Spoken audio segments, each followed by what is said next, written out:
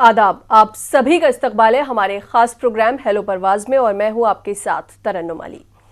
Corona virus का infection अब तकरीबन 160 देशों तक पहुंच चुका है। WHO के मुताबिक दुनिया भर में 1,84,976 लोग कोरोना वायरस से इन्फेक्टेड हैं और तकरीबन 7,500 लोगों की इस वायरस से मौत हो चुकी है। बीते साल दिसंबर में सबसे पहले चीन में कोरोना वायरस के मामले सामने आए। इसके बाद ये तेजी से दुनिया भर में फैलने लगा और WHO को इसे महामारी यानी पेंडेमिक डिक्लेयर करना पड़ा। वहीं हिंदुस्तान में अब तक इससे 3 लोगों की मौत हो चुकी है और सरकारी आंकड़ों के मुताबिक तकरीबन 150 लोग कोरोना वायरस की चपेट में हैं। कहा जा रहा है कि कोरोना वायरस की स्टेज 3 और स्टेज 4 बेहद खतरनाक है, जबकि हिंदुस्तान अभी स्टेज 2 में है। और इन सब पर ज्यादा जानकारी देने के लिए हमारे साथ हैं respiratory and critical care medicine expert doctor MS Kanwar. आपका इस्तकबाल है हमारे इस प्रोग्राम में। नाज़रीन, आप भी हमारे इस प्रोग्राम में शामिल हो सकते हैं। हमारे नंबर्स लगातार आपकी टीवी स्क्रीन पर फ्लैश हो रहे हैं। कोरोना से जुड़ा अगर आपका भी कोई सवाल है तो आप हमें कॉल कर सकते हैं। डॉक्टर कंवर, सबसे पहले बात करेंगे, हालांकि इस पर पहले भी बहुत सारी बात हो चुकी है, लेकिन फिर भी सबसे पहले जानेंगे कि कोरोना वायरस क्या है और कैसे ये हमारी बॉडी पर अटैक कर रहा है। देखिए, वायरस एक कोरोना फैमिली है जो कि तकरीबन पिछले 60 साल से साइंटिस्ट को मालूम है जी। इसके कई तरीके के डिफरेंट एनवेलप्स बन चुके हैं जो कि ब्रेक थ्रू इन्फेक्शन इधर उधर होते रहते हैं और कई बड़े विरुलेंट होते हैं। जैसे सार्स था जी, MERS था, इसमें मोर्टेलिटी भी बहुत ज़्यादा थी, यानी कि 10% केसेस जो इन्फेक्ट हुए थे सार्स के टाइम पे वो बच नहीं पाए थे, और मर्स के टाइम पे 35% तकरीबन 1/3 लोग बच नहीं पाए थे। लेकिन ये जो कोरोना कोविड-19 अभी हम डील कर रहे हैं जी, ये इतना विरुलेंट नहीं है, लेकिन ये फैलता बहुत तेज है, इतना ज़्यादा कंटेजियस है कि आप देख ही रहे हैं कि 2 महीने पहले किसी ने नाम भी नहीं सुना था और अभी 160 मुल्कों में फैल गया।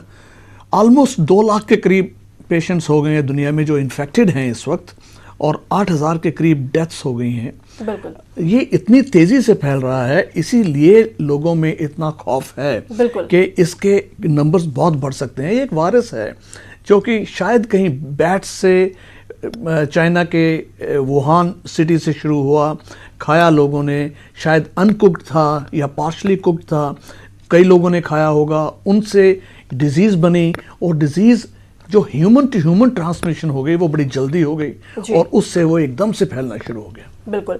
और अगर हम इसके अटैक की बात करें कि ये हम लोगों की बॉडी पर किस तरह से अटैक कर रहा है, तो ये बॉडी के अंदर जाकर करता क्या है, किस तरह से अटैक करता है? देखिए, मल्टीप्लाई होता है बहुत ही रैपिड पेस पे, और ये हम नाक के जरिए, मुंह के जरिए, आंखों के जरिए अंदर प्रवेश करता है जी।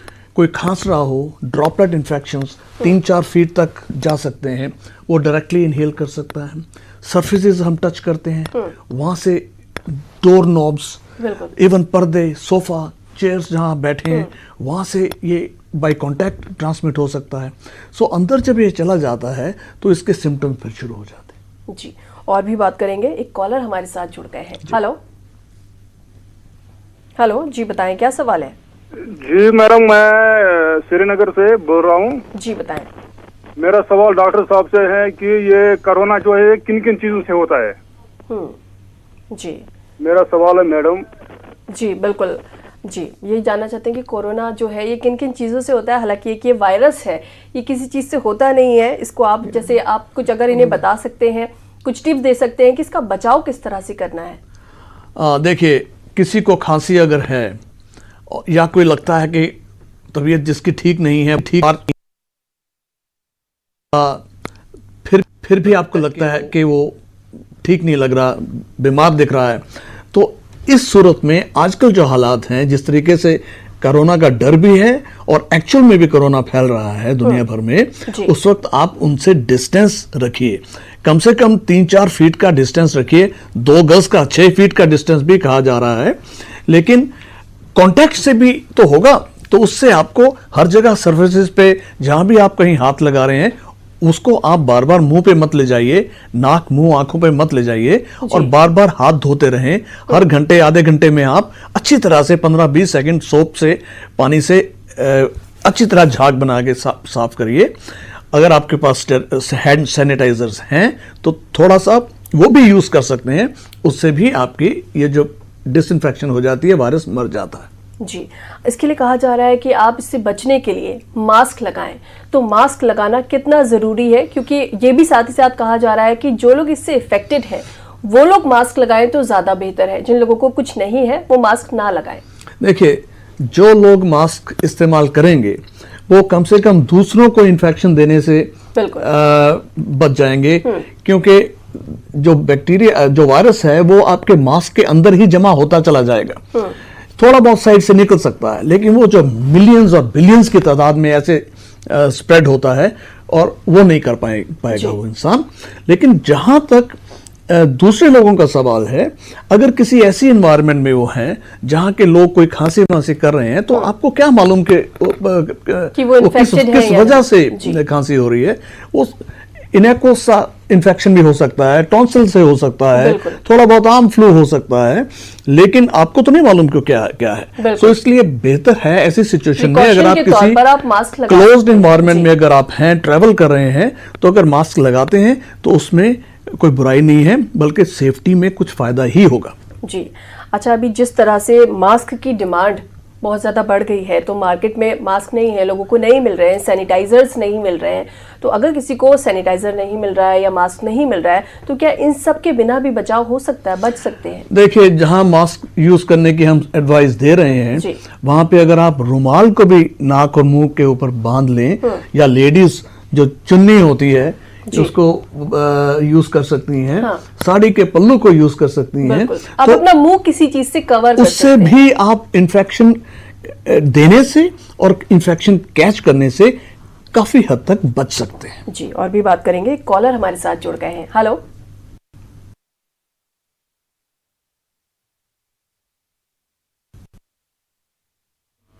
जी, कैसे स्टॉप हो सकता है? जी, देखिए, स्टॉप ऐसे तो होगा नहीं। इसकी एक पीक आती है, जो बिहेवियर रहा है वायरल डिजीजेस का, उसमें स्टेजेस होती हैं, स्टेज 1, स्टेज 2। हम स्टेज 2 में हैं इस वक्त हिंदुस्तान में, लेकिन दुनिया में कई जगह पे स्टेज 3, स्टेज 4 में पहुंच चुका, जैसे चाइना में, इटली में, स्पेन में, जर्मनी में, फ्रांस में, इवन यूके भी स्टेज 3 में है। सो अमेरिका भी स्टेज 3 में पहुंच गया है। सो इस तरीके से ये एक पीक होगी, तब जाके बहुत से लोगों को इम्यूनिटी डेवलप हो जाएगी, डिजीज भी कईयों को होगी, लेकिन ज़्यादातर लोगों को, तकरीबन 80% लोग ऐसे होंगे जिनमें सिम्टम्स भी बहुत माइल्ड से होंगे। वो शायद हेल्थ अथॉरिटीज़ के पास जाएंगे भी नहीं इलाज कराने के लिए, और इनकरेज भी नहीं किया जाता कि अगर आप थोड़ी बहुत खांसी या बुखार है आपको, तो आप हेल्थ हॉस्पिटल्स में जाएं, क्योंकि इतनी ज़्यादा अगर बीमारी फैल रही है, इतने सर्विसेज ओवरवेलम हो जाएंगी कि वो टैकल नहीं कर पाएंगी हर एक को। सो आप जो इंग्लैंड की जो हेल्थ एडवाइजरी है, जिसको NHS नेशनल हेल्थ सर्विस कहा जाता है, उन्होंने बड़ी अच्छी एडवाइस दी है अपने सिटीजन्स को कि आपको खांसी फीवर है तो घर रहिए, हमें फ़ोन तक ना करिए, लेकिन अगर लगता है आपको कि हालत ख़राब हो रही है या खासकर आपको सांस चढ़ना शुरू हो गया, तब आप हमें ज़रूर अप्रोच कीजिए। तब हम देखेंगे कि आपको हम एडमिट करेंगे कि नहीं करेंगे, और अगर ऐसी सिचुएशन है कि बढ़ती जा रही है बीमारी, तो आपको ICU में एडमिशन करनी पड़ सकती है। जी, हालांकि इस दौरान हमारे साथ बहुत सारे कॉलर्स जुड़ गए हैं, लेकिन हम बहुत सारे कॉलर्स से तो आज बात नहीं कर पाएंगे, क्योंकि हम चाहते हैं कि ज़्यादा से ज़्यादा इन्फॉर्मेशन जो है वो लोगों तक पहुँचे। लेकिन एक कॉलर से बात करते हैं। हेलो, जरा मुझे कांटेक्ट कराइएगा। मेरा क्वेश्चन बड़ा एक जेन्युइन क्वेश्चन है। जी, आप बताएं, क्या सवाल है? मेरा क्वेश्चन ये है कि अगर हम इस्लाह करने के लिए नाई की दुकान पे जाते, उससे कोई कोरोना वायरस का स्प्रेड होने का कोई क्वेश्चन है? जी, ये जानना चाहते हैं कि अगर ये शेविंग कराने के लिए जा रहे हैं। देखिए, इस वक्त जो सूरत हाल है उसमें आपको अवॉइड करना चाहिए ज़्यादा इधर उधर जाना भी, रेस्टोरेंट्स में जाना भी। अब आप बार्बर की बात कर रहे हैं, आपको क्या मालूम, जो आपसे पहले एक नहीं कई लोग आके उस कुर्सी पे बैठे होंगे, उनमें किसी को कोई तकलीफ तो नहीं थी, या आपके बार्बर को बहुत ज्यादा जरूरी ना हो तो बार्बर को भी तकलीफ तो नहीं है कोई, या उसके जो उसने नाइफ यूज करना है क्या वो भी ठीक से स्टेरलाइज हुआ है कि नहीं हुआ। इस वक्त इन दिनों यही एडवाइजरी है कि आप जो नॉन एसेंशियल चीजें हैं, ये एसेंशियल चीज नहीं है, तो उसको अवॉइड करना चाहिए। बिल्कुल, जैसे अभी आपने बीच में जिक्र किया था स्टेज 3 और स्टेज 4 की, तो अभी इंडिया की बात करें, अभी यहाँ पर जो स्टेज चल रही है वो 2 चल रही है। इसीलिए जो इंडिया के लोग हैं वो ज़्यादा परेशान नहीं हो रहे हैं। वो कह रहे हैं यहाँ की आबादी ज़्यादा है और उसकी अकॉर्डिंग आप देखेंगे तो नंबर्स बहुत ज़्यादा कम है। तो क्या जो स्टेज 3 है या 4 है उससे घबराने की ज़रूरत है, खतरनाक हो सकता है? आपको स्टैटिस्टिक्स जानना ज़रूरी है। ये जो फ्लू है इसका डायरेक्ट कंपैरिजन किया जा रहा है जो 102 साल पहले स्पेनिश फ्लू हुआ था after the first world war, और उसमें दुनिया की 1/3 पॉपुलेशन इन्फेक्ट हो गई थी। 50 मिलियन, कई फिगर 70 मिलियन कहते हैं, 5 से 7 करोड़ लोग मर गए थे उसमें। हालांकि उन दिनों इतनी ट्रैवल भी नहीं होती थी, लेकिन उन दिनों इतनी मेडिकल फैसिलिटी भी नहीं होती थी। सो वो रिजल्ट्स हम आज से एक्स्ट्रापोलेट नहीं कर सकते, लेकिन तब पॉपुलेशन भी कितनी कम थी, अब शायद 10 गुना ज़्यादा पॉपुलेशन है जी। और हिंदुस्तान की पॉपुलेशन देखिए कितनी है, अगर यहाँ फैलता है तो आग की तरह फैलेगा। तो इसलिए यहाँ पे चौकन्ने होना बहुत ज़रूरी है। हमारी जो सरकारी एजेंसीज हैं बड़ी मुस्तैद तो हैं, लेकिन कई चीज़ें फिर भी एक स्क्रीनिंग जो है वो बहुत अच्छी तरह से नहीं हो पा रही है। लोगों का सिर्फ फीवर चेक किया जा रहा है और उससे आपको नहीं पता चलेगा कि किसी को ये वायरस है या नहीं है। हो सकता है कई दिन बाद भी इसके सिम्टम्स नजर आए। बिल्कुल, स्क्रीनिंग के टाइम पे आपका सिर्फ फीवर ही देखेंगे वो। हाँ। और फीवर अगर ना भी उस वक्त हो आप आराम से निकल जाएंगे, और सिम्टम्स हो सकता है आपके शुरू ही 4-5 दिन बाद हो, क्योंकि इसका जो इंक्यूबेशन पीरियड है 2 से लेकर 14 दिन तक है। आपको हफ्ते 10 दिन बाद भी सिम्टम शुरू हो सकते हैं। सो तब तक आप कई लोगों में फैला भी सकते हैं। हाँ, ये बात जरूरी है जानना कि जिन लोगों को सिम्टम्स हैं वो तो डेफिनेटली लोगों को इन्फेक्ट करेंगे, लेकिन जिनको सिम्टम नहीं है वो शायद करेंगे, शायद नहीं करेंगे। ये अभी तक डिबेटेबल क्वेश्चन है। एक चीज और याद देखना जरूरी है, जो इन्फेक्टिविटी रेट है कोविड-19 का, वो इतना ज्यादा है कि एक इंसान 3 को इन्फेक्ट करेगा। अच्छा। और 3 फिर आगे 9 को इन्फेक्ट करेंगे, 9 27 को करेंगे। इस तरीके से 15 टाइम्स अगर ये होता है वो कुछ हफ्तों में हो जाएगा, 1-2-3 महीने के अंदर हो जाएगा। तो ये एक इंसान से 1.4 करोड़, 14 मिलियन मीन्स 1 करोड़ 40 लाख लोग इन्फेक्ट हो जाएंगे एक इंसान से, जिस तरीके 15 डिवीजन्स के साथ। सो इसलिए इस बात से डरते हैं लोग। स्पेनिश फ्लू से कंपेयर करते हैं, उसमें इतना कुछ हो गया था, और इस बार भी आप देखिए कितनी रैपिडली बढ़ा है। चाइना में भी, इटली में कितनी रैपिडली बढ़ा है, स्पेन में बढ़ रहा है और दूसरे कंट्रीज में भी। तो इसलिए हिंदुस्तान में अभी तक हम बड़े इत्मीनान से बैठे हैं। इसको मजाक में भी व्हाट्सएप पे चल रहा है, सब कुछ चल रहा है। कई लोग आपको ये भी कहते हुए मिल जाएंगे कि यहाँ का वेदर ऐसा है, हम लोगों की इम्यूनिटी स्ट्रांग है, या हम इस तरह की चीजें खाते हैं कि ये हमें नहीं होगा। नहीं, इन बातों की तरफ ज्यादा ध्यान नहीं देना चाहिए, और अपने आप को ऐसी तसल्ली देना मेरे ख्याल में ये गलती होगी, क्योंकि वेदर का भी देखा जाए तो कोई ज़्यादा ये नहीं कह सकते कि बहुत ज़्यादा प्रोटेक्शन होगी उससे। और वेदर से अगर थोड़ी बहुत प्रोटेक्शन है भी तो वो दोबारा फिर सर्दी आएगी तो इसका सेकंड राइज भी आएगी। अच्छा। हाँ, ये स्पेनिश फ्लू के टाइम पे भी ऐसा हुआ था। और आप ऑस्ट्रेलिया में देख लीजिए, थाईलैंड में देख लीजिए, वियतनाम ले लीजिए, कंबोडिया ले लीजिए, फिलीपींस ले लीजिए, क्या यहाँ पे केसेस नहीं हो रहे?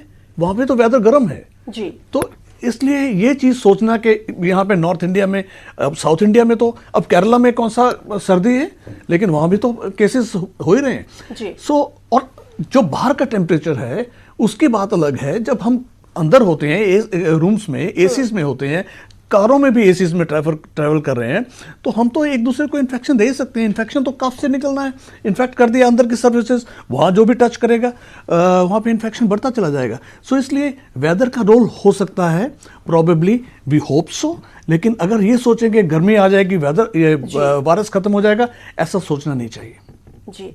अच्छा, बार बार ये भी कहा जा रहा है कि किसी भी तरह की गैदरिंग से बचें। अगर कोई काम नहीं है, बहुत ज़रूरी नहीं है तो घर से बाहर ना निकलें। लेकिन यहाँ पर लोग ये चीज़ नहीं कर रहे हैं, वो थोड़े अवेयर नहीं है या उतने सीरियस नहीं है इसे लेकर। अवेयर तो हैं, जितनी नॉलेज इस वक्त मीडिया बम्बार्ड कर रहा है जी। इससे ज्यादा मैंने तो 25 साल से मैं हिंदुस्तान में आया हूं वापस, मैंने नहीं देखी कि इतनी ज्यादा अवेयरनेस हो। लेकिन हाँ, केयरलेस जरूर हैं कि अरे अभी 150 केस हुए हैं अभी हिंदुस्तान में, 130 करोड़ आबादी में, तो हमारा नंबर थोड़ा आएगा। सो ये सोचना गलत है, क्योंकि अगर ऐसे सारे सोचने लग जाएंगे तो एक दूसरे से इन्फेक्शन बहुत तेजी से फैलेगा। उस वक्त आपसे कंट्रोल में नहीं आएगा। हमारी हेल्थ सर्विसेज भी उसको कंट्रोल नहीं कर पाएंगी। हमारे पास इतनी टेस्टिंग किट्स भी नहीं होंगी और इतनी लैब्स नहीं होंगी, इतनी हॉस्पिटल्स में मैन पावर नहीं होगी कि हेल्थ केयर वर्कर्स बीमार होने शुरू हो जाएंगे, हो भी रहे हैं दुनिया भर में, और ये प्रॉब्लम बहुत मास स्केल पे बढ़ जाएगी।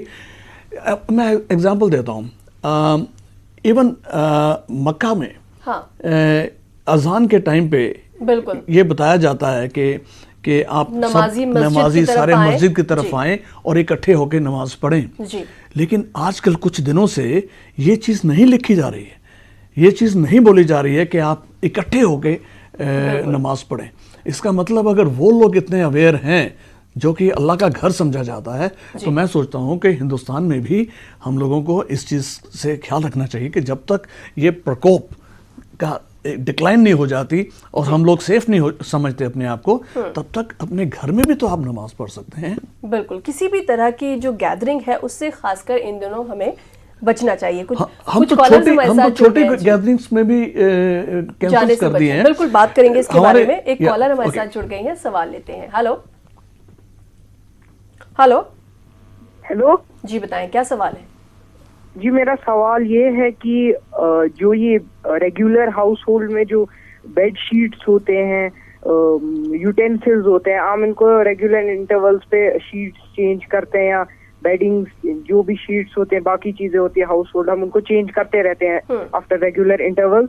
मुझे ये पूछना था कि ऐसा कोई हाउस होल्ड फ्यूमिगेशन का तरीका जिससे इन्फेक्शन पे कंट्रोल हो सके? इन्फेक्शन को किस तरह से कंट्रोल कर सकते हैं? क्योंकि अगर हम सरफेसेस की बात करें तो अलग अलग सरफेस में इस वायरस की लाइफ अलग अलग है जी।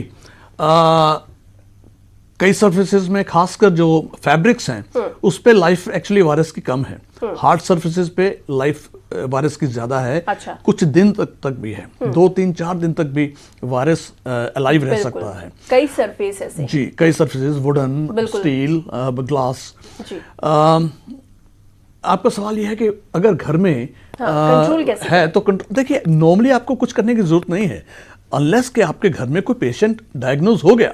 अगर पेशेंट डायग्नोज हो गया तो ऑब्वियस है कि आपको बाकी लोगों को बचाना है, उन्हें आइसोलेट करने की जरूरत। ऐसा तो होता नहीं कि हर घर में कि जी हर एक आदमी का, इंसान का अपना अपना कमरा है जी। और अगर है भी तो उस कमरे को डिसइंफेक्ट कर सकते हैं आप, शीट्स को धो सकते हैं, सब कुछ कर सकते हैं, और स्प्रे करके आप दीवारों पे और डोर्स पे, डोर हैंडल्स पे, wooden surfaces, your chairs, sofas, linen, पर्दे, इन सब को डिसइंफेक्ट कर सकते हैं जी। एक कॉलर हमारे साथ और है, इनका सवाल लेते हैं।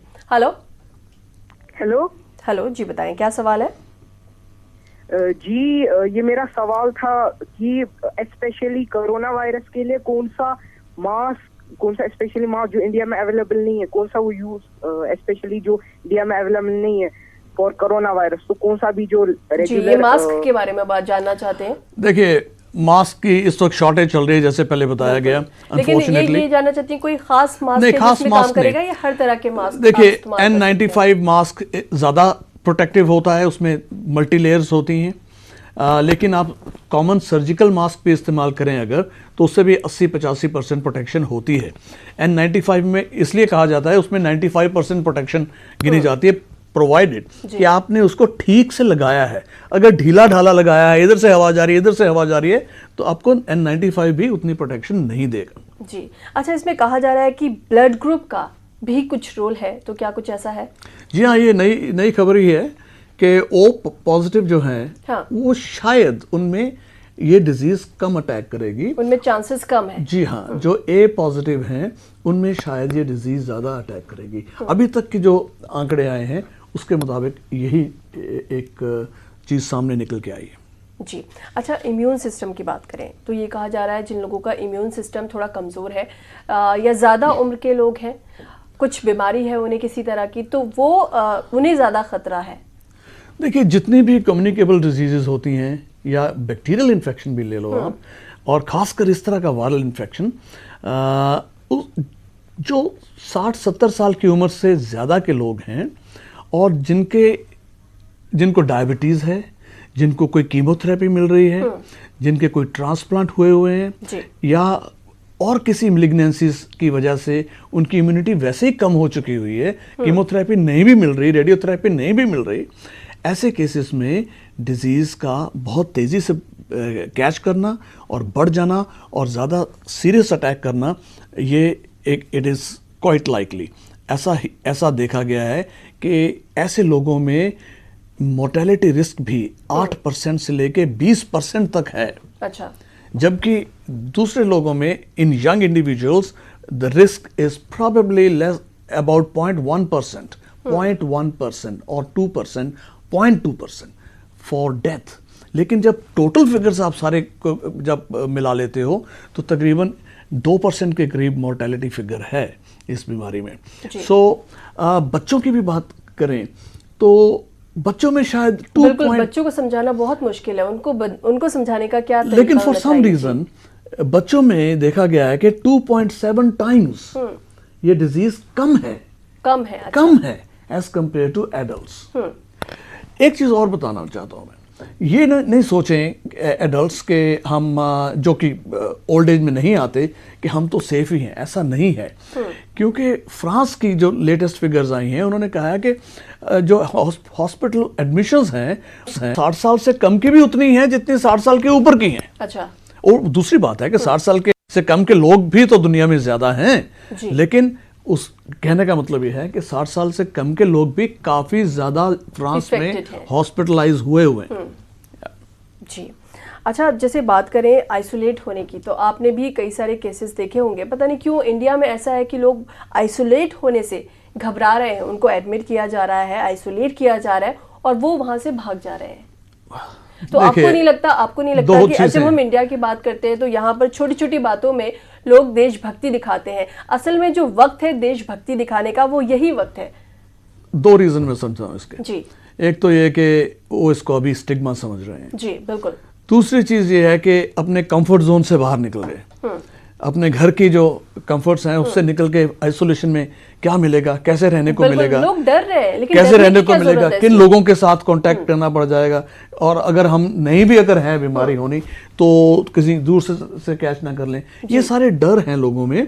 लेकिन हमने ये भी देखा है कि कई आइसोलेशन फैसिलिटीज बड़ी अच्छी हैं, और आप ये भी सोचिए अगर घबराने की कोई जरूरत नहीं है, ये कोई जेल नहीं है, आपको ट्रीटमेंट के लिए अगर रखा जा आप रहा है। आम पब्लिक के बारे में नहीं भी सोच रहे, देशभक्ति को साइड पे कर दीजिए, जी, कम से कम अपने फैमिली मेंबर्स के बारे में तो सोच रहे हैं आप। बिल्कुल। अगर उनसे आप 2 हफ्ते के लिए अलग रह जाते हैं तो आप उनको भी तो इन्फेक्शन होने से बचा सकते हो ना, उनकी यही सोचिए आप। बिल्कुल। जैसे अभी इस पर ही मैं आपको बताऊं, एक सांसद है, वो हाल ही में सऊदी अरब के दौरे से वापस आए। हालांकि वो पॉजिटिव नहीं है, नेगेटिव है, फिर भी उन्होंने अपने आप को 14 दिन के लिए क्वारंटीन कर लिया है। तो ये बहुत अच्छी एग्जांपल है। अगर इसी तरह हर कोई सोचेगा, आइसोलेट हो जाए, क्वारंटीन कर ले, तो कहीं ना कहीं हम इसे काबू कर सकते हैं। बिल्कुल। जो अपने लोग हैं उन्हें बचा सकते हैं। जी परफेक्ट, यस, बिल्कुल। अच्छा, बहुत सारे लोगों का जो ये सवाल है कि इससे बचे कैसे, क्योंकि मास्क पहनना ठीक है, बार बार हाथ धोना ठीक है, लेकिन बहुत सारे, जैसे आपने खुद कहा कि बहुत सारे सरफेस ऐसे हैं जिसपे ये कुछ दिन भी रहते हैं, कई घंटे भी रहते हैं, तो क्योंकि घर के बाहर जा रहे हैं, हैंडल्स को हाथ लगा रहे हैं, तरह तरह की चीज़ें छू रहे हैं, तो क्या करें, कैसे बचें? देखिए, किसी चीज़ का इस्तेमाल करें, आप टिश्यू को यूज़ कर सकते हैं। हम तो ऑलरेडी कर रहे हैं। हम हॉस्पिटल में लिफ्ट की बटन दबाते हैं, तब उसमें भी हम टिश्यू के साथ प्रेस कर रहे हैं। डोर्स को खोलने के टाइम पे भी हम पॉकेट में टिश्यू रखते हैं। आप भी करिए।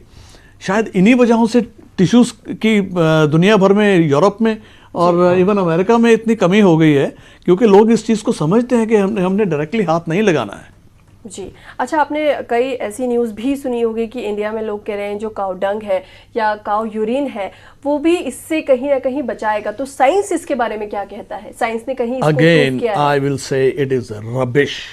ऐसी चीज़ों पे यकीन नहीं करना चाहिए, अपने दिमाग को ऐसी फजूल की चीज़ों में नहीं लगाना चाहिए। जो साइंस हमें दिखा रही है, पढ़ा रही है और जो हमारे लिए इतना कुछ कर रही है, आप उस फैक्ट्स के ऊपर जाइए। आप फैक्ट्स के ऊपर जाएंगे कि लोगों की इमेजिनेशन या पर्सनल प्रॉफिट के ऊपर जाएंगे? जी। अगर दुनिया भर की बात करें तो इसके प्रिवेंशन के लिए क्या क्या तैयारियां हैं, क्या क्या किया जा रहा है? देखिए, जब तक वैक्सीनेट नहीं होती सारी दुनिया, तब तक ये बीमारी तो चलती भी रहेगी और नीचे होकर के दोबारा भी बढ़ जाएगी। ये पॉसिबिलिटी है, यही सोचा जा रहा है। लेकिन इतनी ज़्यादा इस वक्त अवेयरनेस है दुनिया भर में, सब एजेंसीज इसी काम पे लगी हुई हैं। तो देखिए, चाइना में, इटली में, स्पेन में, यूएसए में, रशिया में ऑलरेडी वैक्सीन्स बनने के ट्रायल्स शुरू हो चुके हैं या ऑलरेडी प्रोडक्शन स्टेज में है या टेस्टिंग हो रही है। तो आप ये देख लीजिए कि जब तक कमर्शियल प्रोडक्शन दुनिया भर में हो जाएगी इतनी कि सब लोग वैक्सीनेट हो जाएंगे, तब तक 1 साल तो लगेगा जी। सो 1 साल भर आपको बिना वैक्सीन के झेलना पड़ेगा। बिल्कुल। अभी अगर हम बात करें तो एयरपोर्ट्स पे स्क्रीनिंग हो रही है, उससे बहुत ज़्यादा पता नहीं चल पा रहा है क्योंकि फीवर देखा जा रहा है कि आपको फीवर है या नहीं है। हो सकता है कई दिन बाद भी वो सिम्टम आपको नज़र आए, तो इसमें इम्पॉर्टेंट है टेस्ट। तो अभी अपने यहाँ हिंदुस्तान में टेस्ट किस तरह से किए जा रहे हैं? देखिए, साइंटिस्ट सब जगह यही कह रहे हैं कि जितनी ज़्यादा आप टेस्टिंग करोगे उतना ही जल्दी आप आइसोलेट करोगे, उतना ही आप फर्दर इन्फेक्शन होने से बचाओगे और उतना ही कंट्री बीमारी पे जल्दी काबू पा जाएगा। साउथ कोरिया में ऐसा ही हुआ, ताइवान में ऐसा ही हुआ। उन्होंने एक्सटेंसिव तौर पे टेस्टिंग किट्स यूज़ की हैं और लोगों के टेस्ट किए हैं और जिसको आइसोलेट करना था आइसोलेट किया। लेकिन हिंदुस्तान में ऐसा नहीं हो रहा, विच इज़ सैड नाउ। लेकिन हिंदुस्तान की पॉपुलेशन भी इतनी ज़्यादा है, यहाँ पे अगर होगा भी तो जो उन लोगों का हो रहा है जो कि बड़े ऑब्वियस केसेस हैं, सिम्टम्स हैं, जिनको फीवर है, खांसी है, सांस भी फूलना शुरू हो गया या ट्रैवल हिस्ट्री है, या आप हेल्थ केयर वर्कर हैं, आप डॉक्टर हैं, नर्सेज हैं, पैरामेडिक्स हैं, जहाँ जो कि इन पेशेंट्स को डील कर रहे हैं और आपको सिम्टम शुरू हो गए, तब टेस्टिंग हो रही है। सो बड़ी सिलेक्ट ग्रुप ऑफ लोगों में टेस्टिंग हो रही है, मास स्केल पे टेस्टिंग नहीं हो रही। पर टेस्टिंग किट्स भी उतनी होनी चाहिए। सबसे बड़ी, उससे भी बड़ी इंपॉर्टेंट बात यह है कि अभी हिंदुस्तान में शायद 18 लैब्स के कितने 21 लैब कुछ हैं जो अभी तक सिर्फ टेस्टिंग करने के लिए प्रपोज की गई हैं। जी। ऐसा नहीं होना चाहिए। दिल्ली में अभी तक सिर्फ 1 लाख। हमारे पास वक्त थोड़ा सा कम है, कल एक बार फिर हम आपसे इस मौजू पर बात करेंगे, कोरोना वायरस के ऊपर बात करेंगे। आपका यहाँ आने के लिए और तमाम कॉलर्स के सवालों का जवाब देने के लिए बहुत बहुत शुक्रिया। Thank you. नाजरीन, कल एक बार फिर हम कोरोना वायरस पर बात करेंगे और हमारे साथ होंगे डॉक्टर MS कंवर। तो जो कॉलर्स आज रह गए हैं जिनसे हमारी बात नहीं हो पाई है, वो कल एक बार फिर से हमें कॉल मिला सकते हैं। फिलहाल हमें दीजिए इजाजत। आदाब।